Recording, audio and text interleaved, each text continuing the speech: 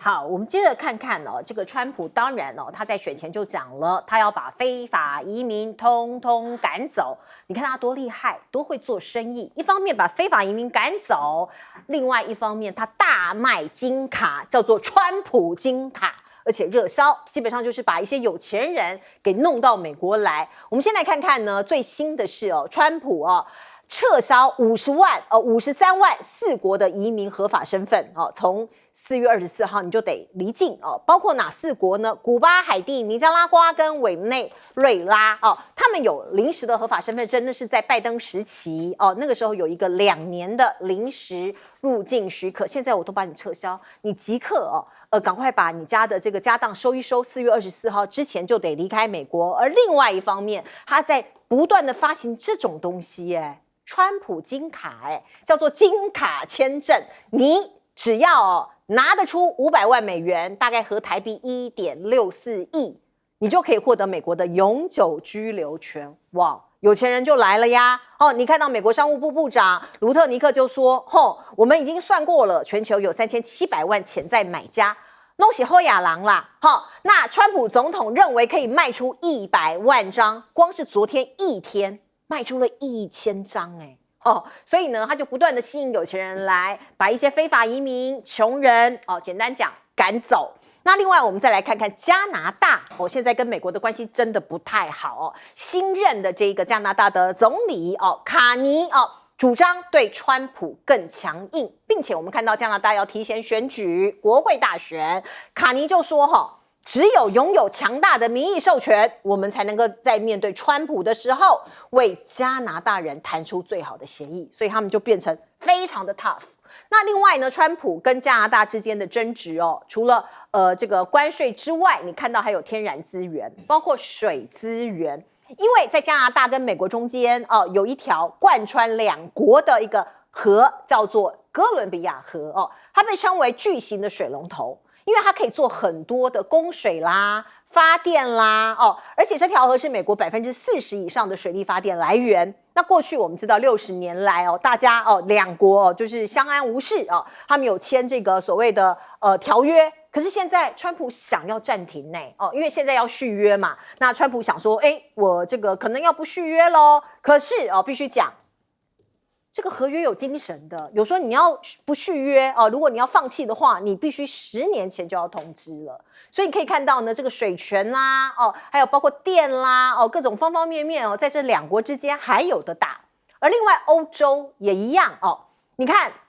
这个欧洲呢，好几个国家现在发出了罕见的警告告诉自己的国民说，如果你要去美国，千万谨慎。就是德国的外交部已经向他们的公民发出了旅游建议，说如果你去美国拿这个美签或者是免签入境许可没有办法保证你都可以顺利入境因为已经有好多的例子被留置了他们国家的公民。所以你看到现在包括央行欧洲的央行密商，联准会不救援。川普重启贸易保护主义之后呢，部分的欧洲央行监管官员开始担心美国的联准会是否能在市场的压力下持续提供美元支付，所以呢，他现在开始寻找替代方案。这是欧洲开始有一点点未雨绸缪了。美国现在呢也爆发了鸡蛋荒很难想象买不到蛋蛋非常贵，所以美国向欧洲各国想说，你卖蛋给我吧，可是他们不是装死就是拒绝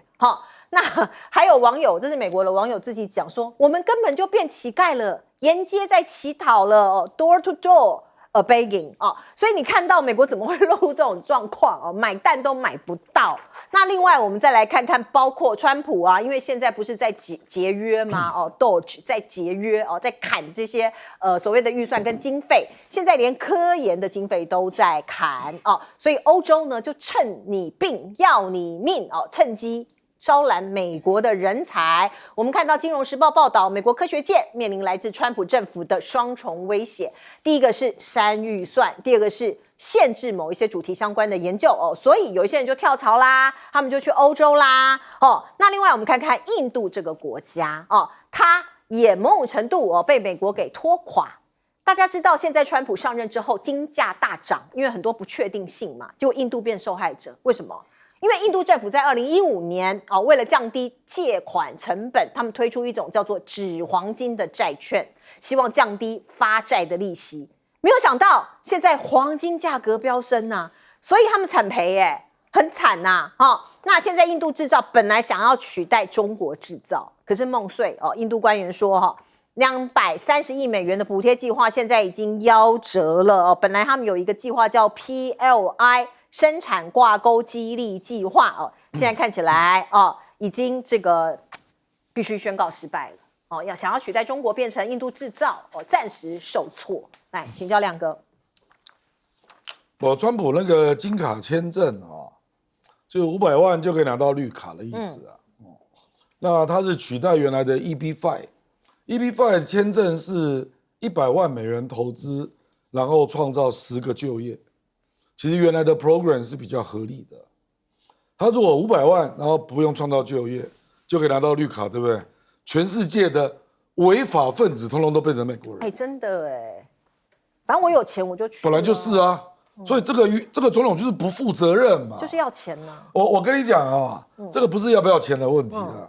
是很多政策是要全面看的。对，所以美国原来的 EB-5 是有道理的，要求你创造就业10个人，对，那100万美元就开公司嘛，就给你绿卡，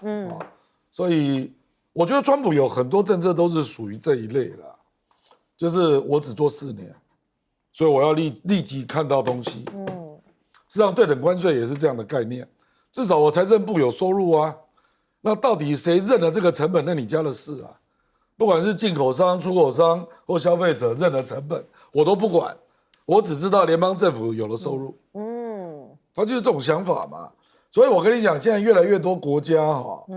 已经开始讨论我们怎么撑过川普4年。所以不要让他得逞。现在才刚开始就这样。而且因为很多国家都发现，对他强硬反而不会有事。对。比如说中国、加拿大、对、欧盟，我认为都会强硬。那欧盟因为有相当多的国家嘛，那加起来 GDP 也蛮大的，所以欧洲国家绝对不会让那为什么他们越来越有这种想法？尤其是欧洲啦，因为他们的结盟包括美国的民主党，也包括共和党的建制派，我干嘛甩你川普啊？而且搞不好你明年期中选举，你众议院就没过半，有可能啊，对不对？对啊，因为他也赢没几席嘛。所以我跟你讲，我认为欧洲会非常强硬没有理由让的啦。因为川普已经颠覆了欧洲的很重要的一些基本价值，是比如说气候论坛，这个对欧洲人来讲是很重要的，就永续发展嘛。还有那个我们讲那个自由基本的人权一大堆啦，还有对移民的看法啦，多元呐，很多啦，很多。所以我认为，现在很多人越来越倾向于对这个人没有让的必要，而且他也搞得一团乱啊。比如说，我觉得最倒霉就马斯克啊，马斯克我帮他对了一下，最近2个月那特斯拉被烧了电，被丢汽油弹的，乱七八糟，超过30个案子。而且股价一直跌，而且在很多州对，所以我说，就是你真的不知道他要干什么啦。连美国联准会也不能够预期今年到底降息几次。那美国的投资界啦，也不确定要不要叫大家进场买美股，因为不确定因素太多了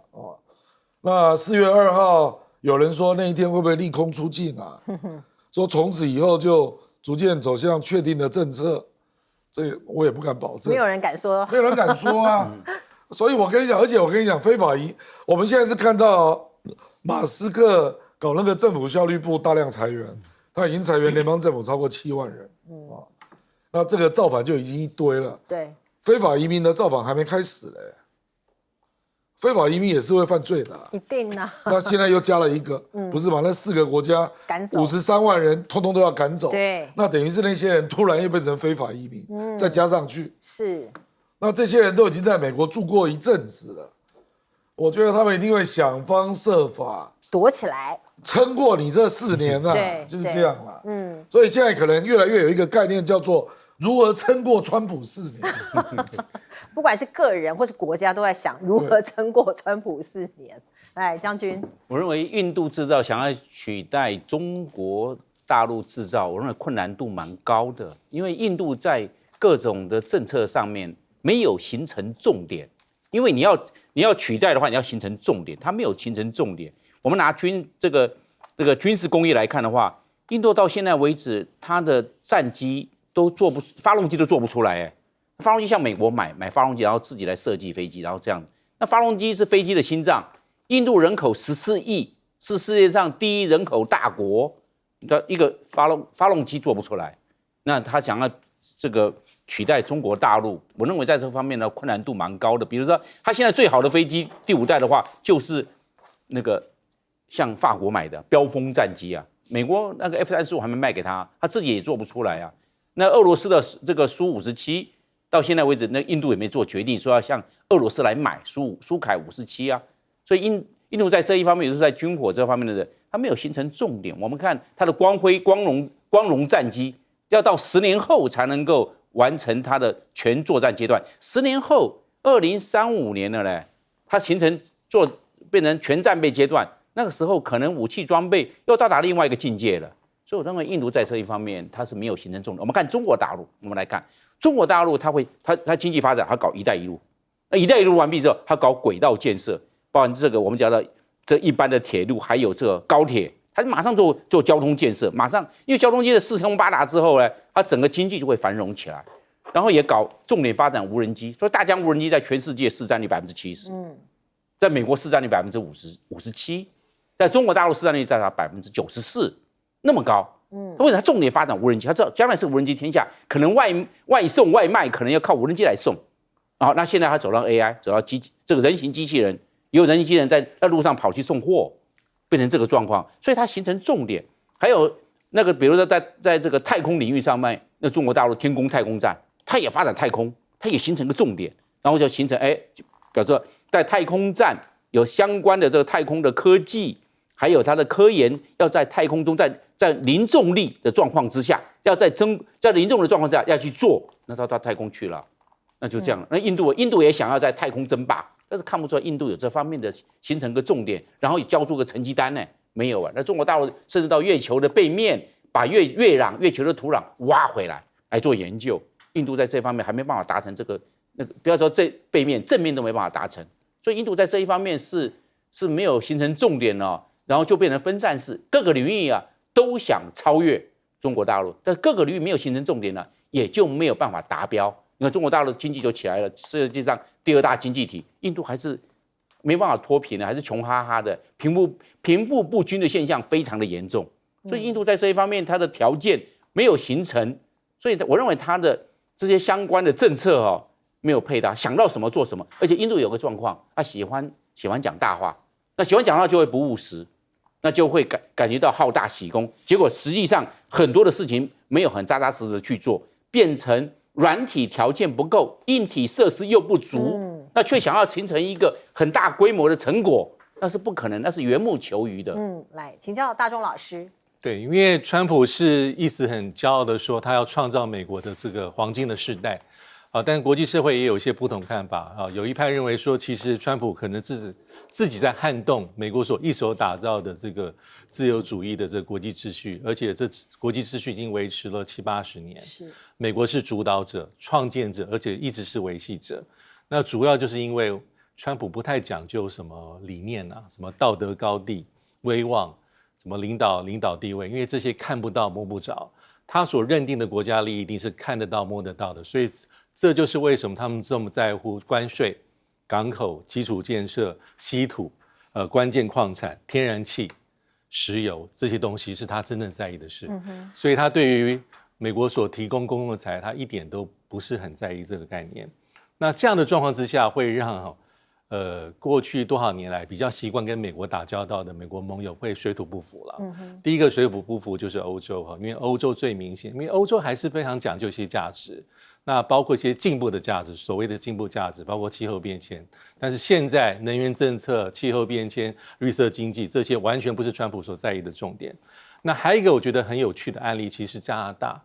因为这是再度印证国际政治会影响国内政治了。因为杜鲁道为什么下台？因为他做得很差，做得很糟糕。但是现在呢，上台的这个所谓的卡尼这个新的加拿大的总理跟首相，他的民意支持度居然已经跟在野党打着五五波。本来今年1月份的这个民调，这个失去执政权10年的保守党的党魁这个伯利兹，大家都觉得他可以躺着胜选，因为根据民调他40几%，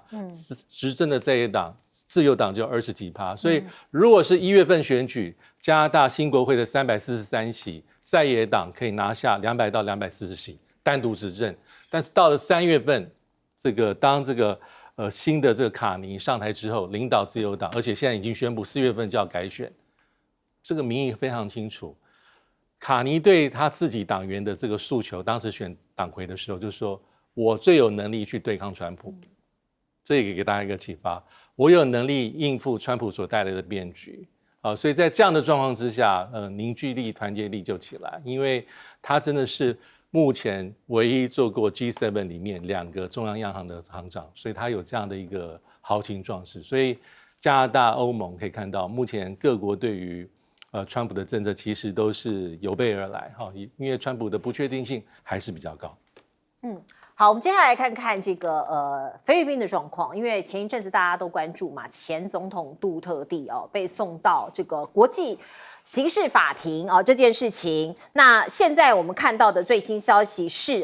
说是有人讲杜特地向中国大陆申请政治庇护可是刚刚我们看到 MOFA 中国大陆的 MOFA 说没有并没有收到这样的讯息。那中国也没有所谓的拒绝的问题，因为他们没有收到这样政治庇护的讯息。不过我们先来看看呢这个是萨拉就是杜特地的女儿，也就是现任菲律宾的副总统。他说我的爸爸很自信面对指控，而且他健康有好转，所以没有问题的，他可以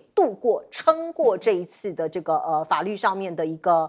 审判。那国际刑事法庭呢设4月是杜特地案的证据公开截止日，要在4月之前4月4号之前有任何要指控他的任何证据要在这个听证会上提交的书面证据啊，什么什么通通都要给，在4月4号之 deadline。那另外呢，很多支持者在国内不断的有大型的示威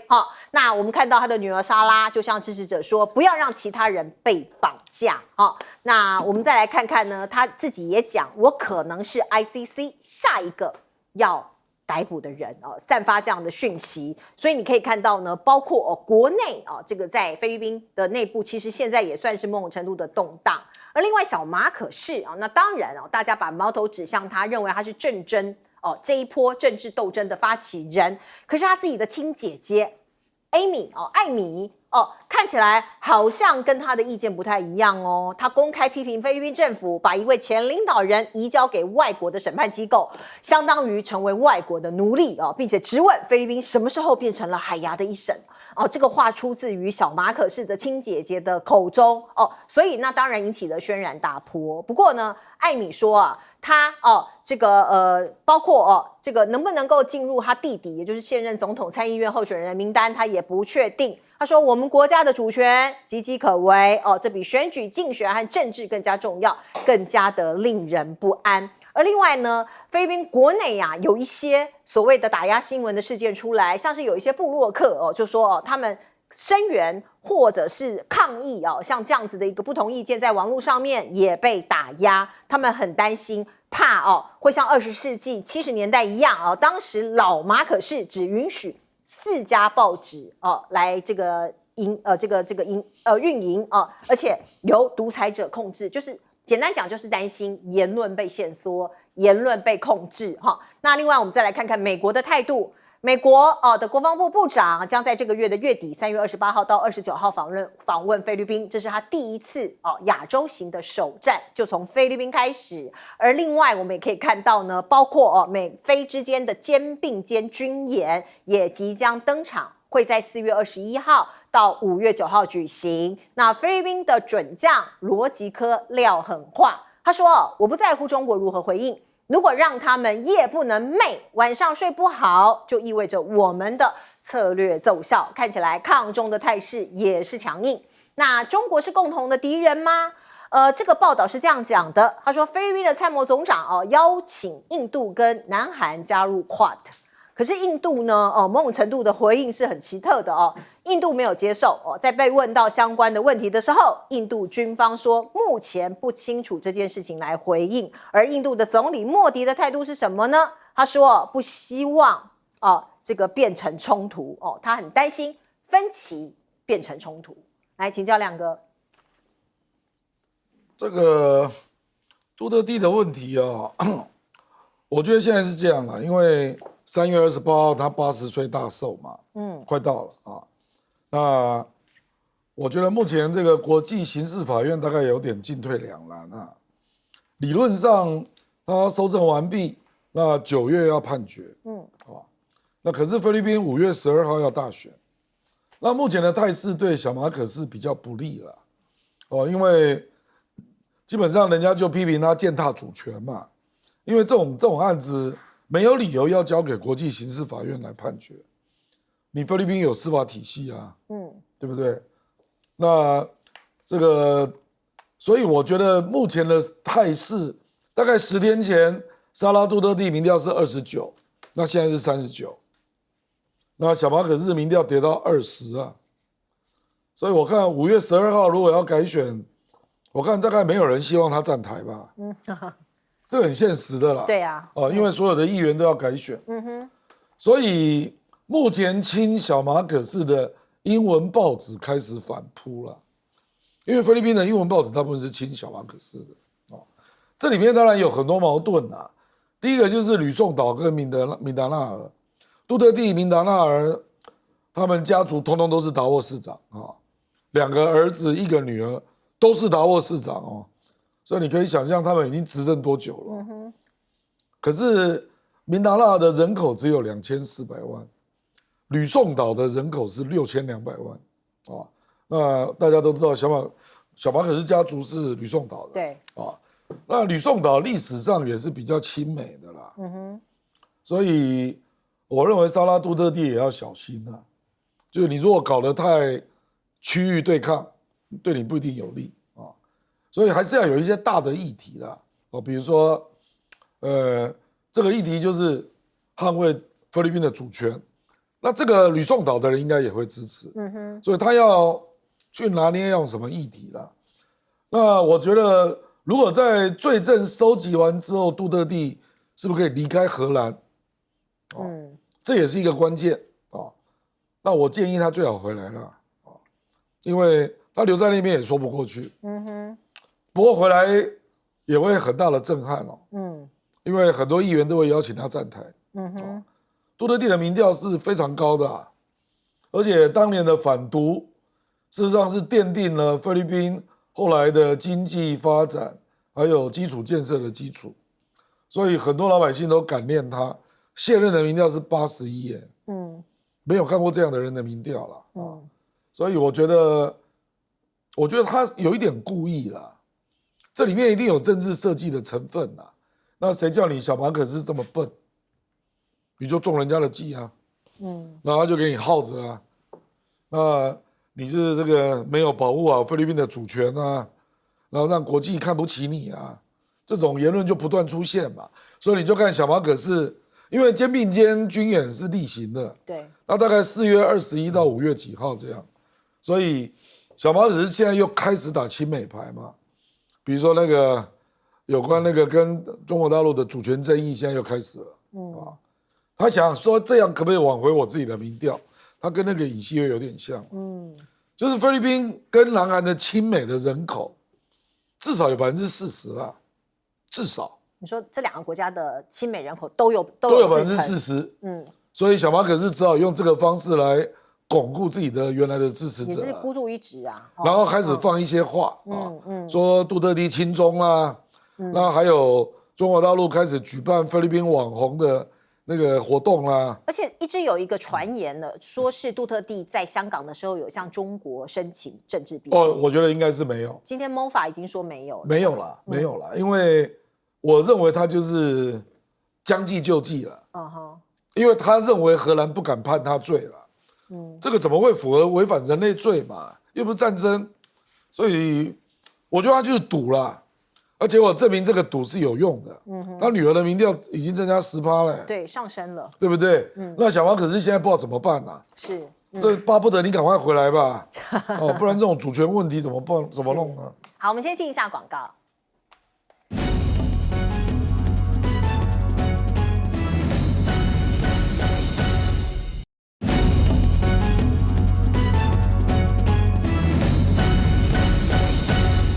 好，请问将军怎么看菲律宾的政争？菲律宾我们来看，因为我们看了就2025的美国跟菲律宾的军演，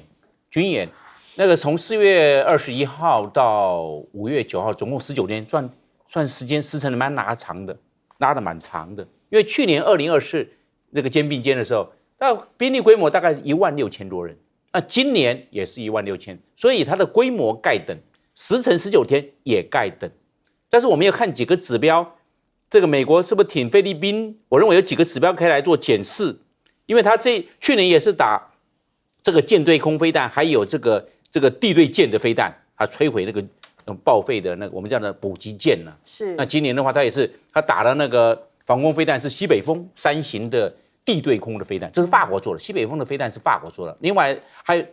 他这个地对舰的飞弹是打长钉飞弹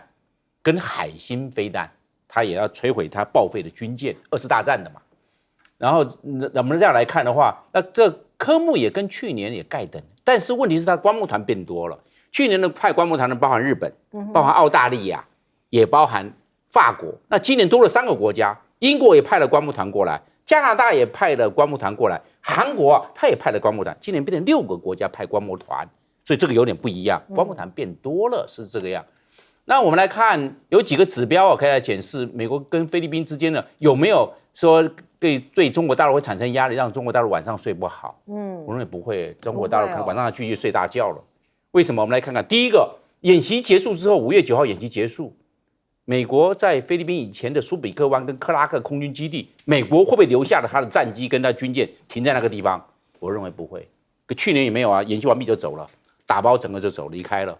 那你这个克拉克空军基地跟这个苏比克湾，这是为美军而设计的，而且是美军的驻点，现在只是维持小量的后勤补保，这个人员在那个地方而已。那演习完毕又走，那这个意义就知道了吧？跟去年完全一样嘛。那中国大陆怎么会睡不好呢？一样继续大睡。第二个，我们来看了菲律宾的国防预算，今年2025年菲律宾国防预算只有54亿美元。太少了嘛？你这54亿美元，你能够维持什么样的规模？你应该增加这个军费，增加国防预算才对嘛。第三个，我们看演习完毕之后，美国有没有卖这个2手的旧的 F-16给菲律宾？菲律宾最好的就 F-A 5栋，就前一阵还撞山1架，现在11架。是。那第二个，他有没有向法国去买法国的标风战机，甚至法国要淘汰的这个幻象战机有没有买？我看这个也是个指标。是我们进一下广告。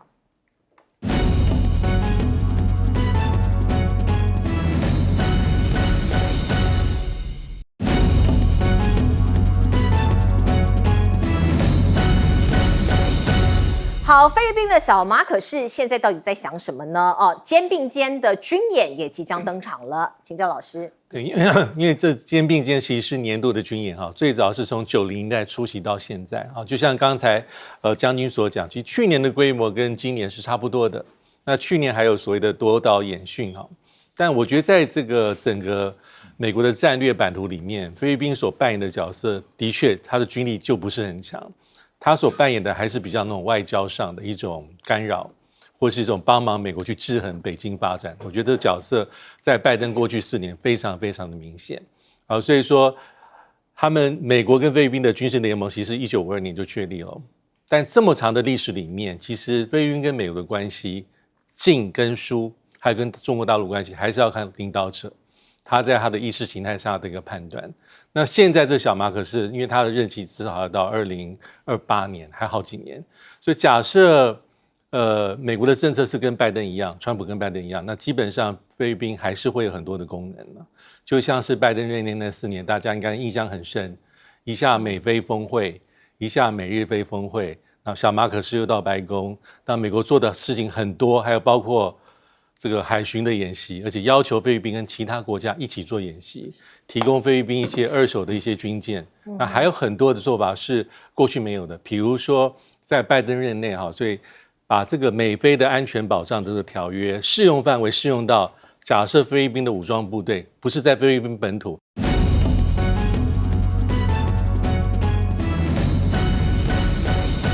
好，欢迎您回到新闻大白话的节目现场，我是前次介绍这1个小时的来宾。首先是耶鲁政治学博士郭正亮，大家平安。前空军副司令张延廷将军，主持人好，大家好。淡江大学战略研究所教授李大中，主持人好，大家好。好，观众朋友，我们来看看现在赖总统是不是要在豪赌孤注一掷赌一把呢？我们说的是我们的对外的政策。看看《纽约时报》怎么报道的。就在赖17条宣布之后，纽时是这样说的：他说赖清德动作连连，赌北京受川普贸易战牵制，限制对台湾的报复。所以在这个美中贸易战的中间，是不是赖总统他想出牌出招当棋手呢？我们看到赖清德的确说过台湾是棋手，不是棋子。可是有风险，可是是不是在剃刀边缘？我们先来看看台积电1000亿美元投资美国就 Intel， 像这样子的事情呢，其实引起了一些企业界或是台湾内部很多人讨论，会担心。那我们另外还加码对美国扩大的采购，赖清德说这样才能符合台湾的能源安全。就在他接见阿拉斯加州长之后，他说阿拉斯加的天然气也会列入清单。那我们看看呢，包括这个我们的经济部部长也讲了他说挡川普关税台美合造440亿的美元天然气管道，有这样的事情吗？这是媒体的报道。郭智慧是讲说这个计划2030年之后只是签下意向书，还没有讨论到金额所以是有影咯。有影吗？有影吗？那如果对半出资就是220亿美元，台电将支出大概是6600亿这个是一个很大很大的一个数字这是根据韩国媒体的这个透露台湾跟美国阿拉斯加天然气开发公司上个礼拜已经签署了意向书这么巨大的一笔钱，是不是有可能这个是做输油管的这个管道的建设呢？而另外我们再来看看包括美中之间的贸易战，中国大陆不断的出击他们有一些武器，他们有一些工具，包括你看到他们有一个贵金属或者是说稀有金属了叫做铋这个东西呢是在很多的国防啦，有很多的地方都要用的所以中国大陆把包括铋在内的5种材料列入出口的管制清单就把它扣在手上随后中国的铋出口在2月骤降就不让它出去，导致全球市场供应紧张，现在价格攀升据说飙升了将近500%那我们看到因为80%的这个精炼的技术，这个铋都是来自中国嘛，所以又被中国给扣住了。那美国从2013年12年前就完完全全没有生产过了所以我们可以看到呢，这2大强权中间有非常多的武器可以牵制对方。而另外我们看到呢，4月2号这是一个这个美国川普讲出来的对等关税的一个日期他要丢出来每一个国家我会给你一个数字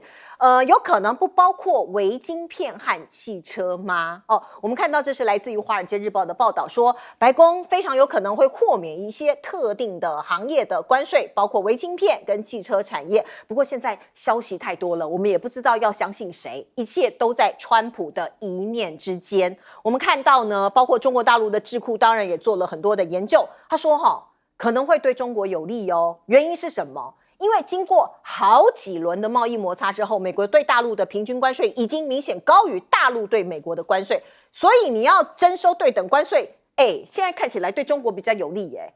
所以这个变成一团这个混战了。而黄仁勋 NVIDIA 他说华为征服每一个市场，有华为在美国就搞不定那黄仁勋进一步说，华为是中国最强的科技公司征服了他们涉足的每个市场。华为在 AI 领域的影响力逐年增强因为是这样子所以美国就是有一点被卡了他这个努力是搞不定的。那我们再来看看，包括现在有一些美国的企业正在中国大陆访问，在北京有一项论坛有一项这个活动。那还有一个人他们说他是挺川参议员这一位先生呢，他今天跟李强见面了，挺川参议员叫戴恩斯啊，两个人见面，那谈了什么呢？有记者在现场读访了这位参议员，我们来看看。Do you really agree with the U.S. tariff policy? 这个一个月发生了太多的事情，现在得每天早上得看新闻，我得知道在我睡着的时候发生了什么。好，你刚刚看到这一位参议员叫戴恩斯嘛？记者有在场边读访他，说：“你对于美国的关税政策，你同意吗？”他笑而不答，他当然不能随便答嘛，哈。我们看到这一场所谓的中国发展高层论坛，今年可以说是冠盖云集，包括有80多位的跨国公司在这里来参与大咖在这里，苹果的 CEO 库克，还有三星韩国的三星电子的会长李在镕，他们都在现场谈未来的发展，还有各项的合作。必须讲iPhone 现在在中国大陆的销售量暴跌所以库克访京访问北京那当然也有记者问他说：“你对于 DeepSeek 有没有什么感觉啊？你用过吗？”那当然他就说：“感觉不错感觉好极了那他说有用过那当然你在这个做客嘛你的万事都要非常的客气那我们也可以看到呢，包括这个商务部部长这个是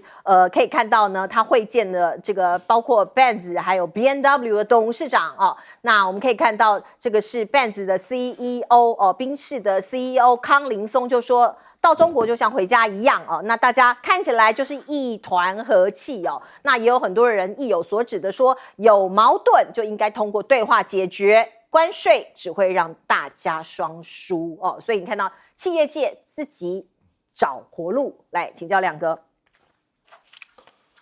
我觉得赖清德的动作做这么大主要是他要让川普听到台湾的处境因为川普知道，大家都知道他即将会跟习近平见面嘛，这早晚会发生嘛。那台湾的声音，美国都一直不一定听得到，那样只看到台积电，那不知道台湾的处境，对不对就这点来讲，也没什么不对了。所以就把事情搞大。对，可是这里面有它的风险因为小国能够当旗手，坦白讲，全世界只有一个以色列啦，那是因为犹太人对美国的超乎比例的影响力嘛，没有一个小国能够当旗手了。你这个东西就是尾巴咬狗嘛。这个美国是，尤其是看谁当总统像川普，他对尾巴咬狗一定是非常讨厌的。所以你的风险就是他会不会生气，然后联手中国来做交易，这当然是一种可能嘛那没有错啦，就是目前的国务卿卢比奥是比较支持台湾的他做了蛮多动作的啦，因为坦白讲，古立言 AIT 那也是属于国务院嘛，那古立言出来表态不是吗？接受专访然后包括那个国务院的网站把不支持台独删掉，然后包括卢比奥去 G7 也把一中删掉，对不对？所以卢比奥是支持台湾，这个没有问题重点是卢比奥不等于白宫或者是卢比欧可以做多久？你也不要讲那么难听至少那个川普国务卿只用过2个嘛，那第一任的时候 Tillerson 做了1年半，那后面都是蓬佩奥卢比奥至少是亲台湾，这是确定的。那当然也包括国会的共和党建制派，还有民主党，这个都是支持台湾的。是可是我们就担心，川普在决定台湾可能更着重两岸的因素中国大陆的交易那白宫就直接出手了而且我也不认为美国的军方卢比奥掌握得住了，所以这里面有3股力量就是白宫、军方还有国务院那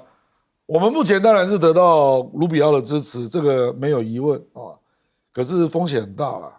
因为卢比奥有这么大的影响力吗？我是说他在美国政坛的力量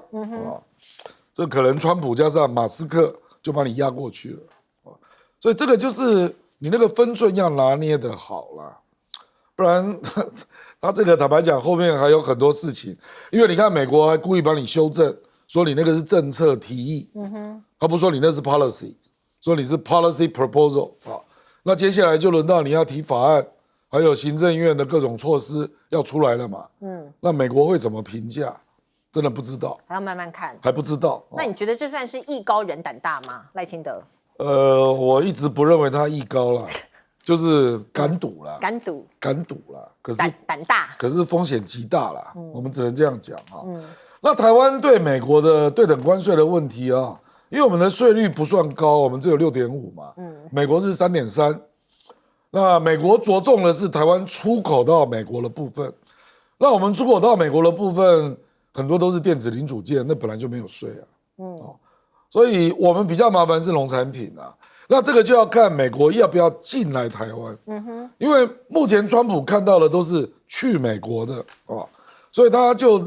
讲两个嘛，一个是贸易顺差，那我们贸易顺差非常高，第6名啊，739亿，所以我们已经做出一些承诺嘛。比如说天然气愿意买啊，等等等啊。那对等关税，我认为对台湾影响不大。因为我们出口到美国本来就关税不高啊。那有一些国家影响很大，比如说韩国。韩国的平均关税是13.4啊，印度是17。然后东南亚现在每个国家都怕得要命啊，越南2个都中，它的关税12。然后它的贸易顺差排第3呢，哇，很高，1235亿，2个，所以越南是重伤了，泰国也重伤了，可是我就是觉得对等关税对台湾还好啊。那中国大陆，你刚刚讲嘛，因为中国大陆现在税已经被加到34了，对，所以再怎么样也比美国高啊，所以到美国的税34，美国到中国的税7.5，平均啊，我们讲平均啊。所以为什么中国大陆的幕僚会说，对等关税这个议题搞不好对中国有利啊？因为中国是贸易顺差超级大，排第1嘛，2549亿，那个部分，川普用关税来炸它啊，中国大陆到现在不买账啊。川普当然会希望你多买一点什么农产品啊、能源嘛啊。那我们台湾能源部分我们已经表态了啦。那农产品会不会表态，我就不知道了。是采购大量的天然气，现在看起来是这样。来请教将军，我认为台湾是棋手还是棋子要看我们的主动性够不够，我们的条件足不足，我们的这个环境能不能自己来掌控。我认为这是关键的。你要整个有一些指标性，拿指标来做检证，是表示说我们到底是棋手还是棋子？我认为我们相关的条件，我们目前并不够，没有办法当棋手哦。第一个，我们来看哦，我们一直要争取的这些先进的军事装备，我们争取不到包含逆中战机等等，还有非常多的，还有包括空中加油机，非常多，我们争取不到这个先进的武器装备。好像在这一方面，我们的能动性不够，我们的影响力也不够，还是我们的游说这一方面，我们差了一大截。我们想要的，我们拿不到，就我们拿到了都是旧的，而且甚至我们不要的、发霉的等等，这个状况，我认为军售我们要有个指标来做检证，到底是棋手还是棋子。第二个呢，我认为要当棋手哦，台湾一定要团结，但是我们搞大罢免，那没办法团结嘛，没办法团结，你去当棋手不可能嘛，你只要不团结，这个社会绝对是当棋子，因为你里面的话，你搞大罢免、搞大内斗、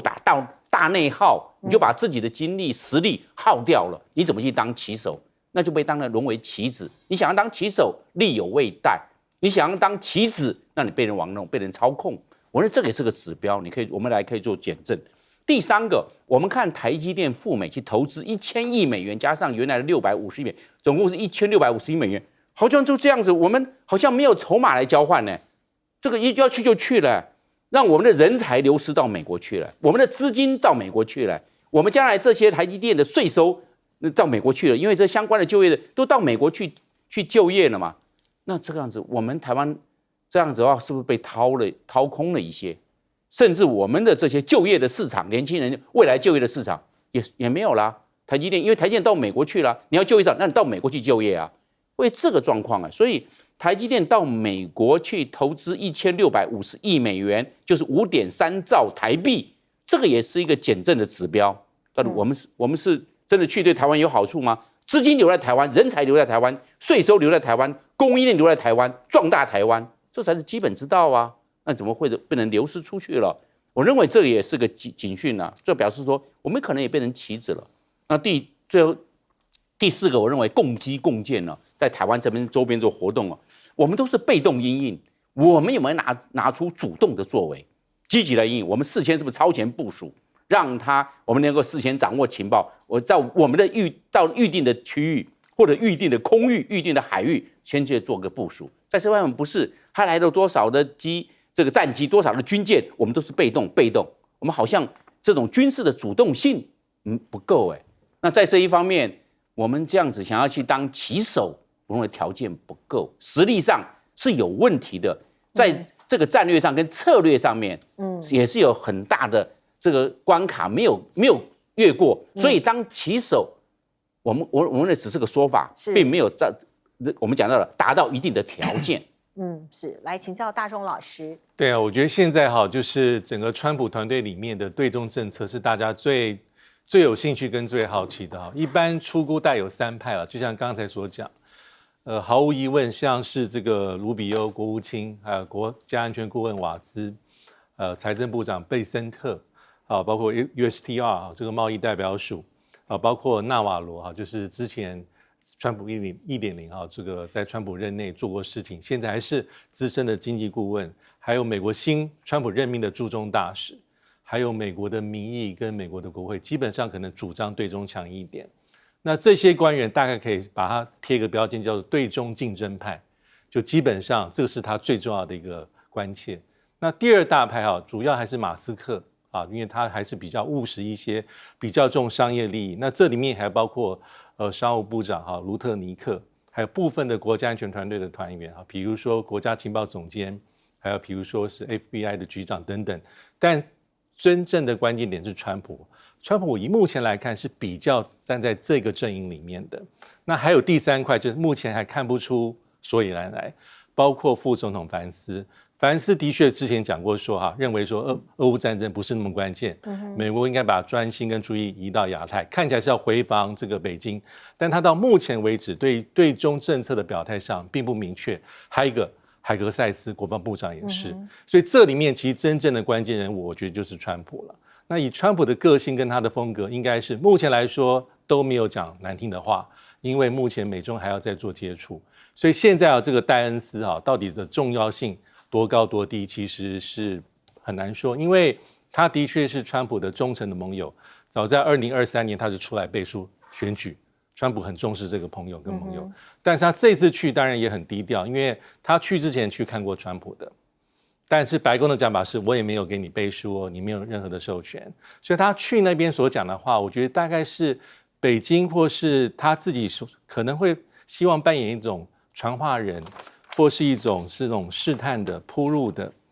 指标性的探路的角色，但是能不能够碰面，我觉得未来是关键，还有很大的一个变数在。